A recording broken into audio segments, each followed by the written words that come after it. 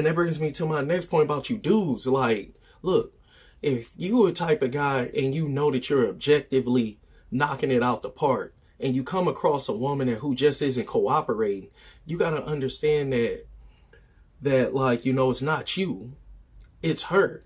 And you got to learn that, like, yo, all that nice guy stuff, because here's a little knowledge, you know, that I picked up on. A lot of concubines and unruly, I would just say concubines, period. Ain't no other type of name for it.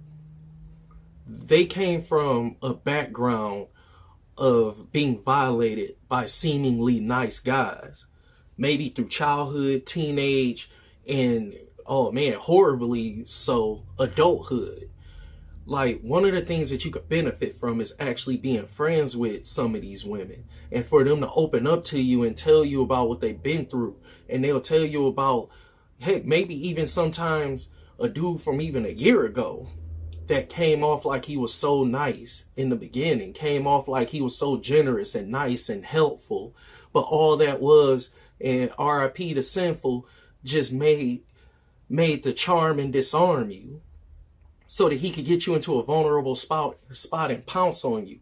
And unfortunately, a lot of these women went through this as a child, and they went through it as a teenager, and even horribly so, even as an adult. So when you come through and you just trying to like help and give money and being this nice guy, you're cringing her, you're triggering her.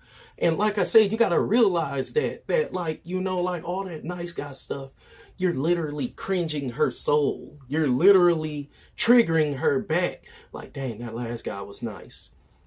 Man, he probably the same way, you know, and you nowhere near the same way. But to a wife, though, that has never been through that type of stuff, to a wife that's been sheltered and protected properly, because I don't know what's up with the world today where we think that we just got to put all these women through all this nonsense and think that they just going to come out strong, and everybody's saying like, well, whatever don't kill you, make you strong. No, whatever don't kill you usually will make you crazy, you know, and make you antisocial.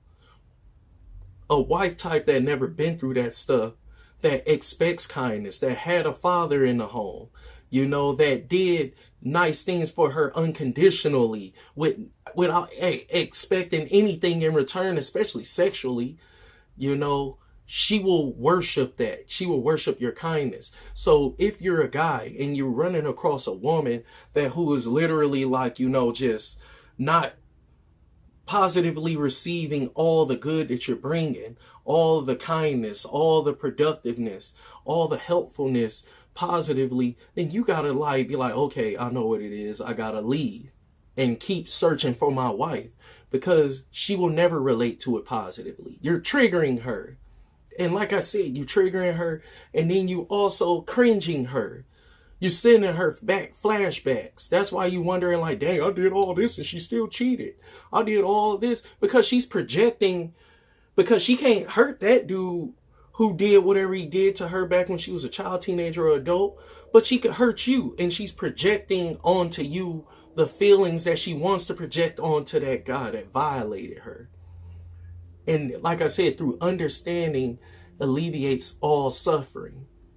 You have to understand this and stop taking stuff so personal. I'm getting tired of seeing dudes just bashing women. I'm getting tired of women just bashing dudes.